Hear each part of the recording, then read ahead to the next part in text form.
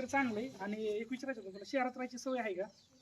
हो आहे ना, माझं शिक्षण सगळं पुण्यातच झालंय. नाही नाही, काही आपल्याला आता नोकरीला आहे, मागं पुढे आपल्याला फ्लॅट घ्यायचा तिथं सेटल व्हायचं, त्यामुळे विचारलं.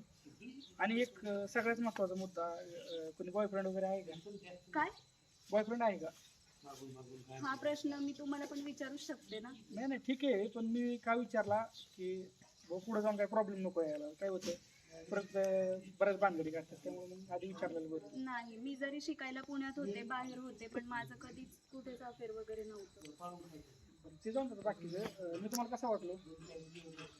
तुम्ही आहे आणि म्हणजे चांगले आहे, पण मला पण एक प्रश्न विचारायचा आहे की तुम्हाला काही व्यसन वगैरे तर नाही? तुम्हाला माझ्याकडे बघून वाटतं काय वेळेला असेल मी?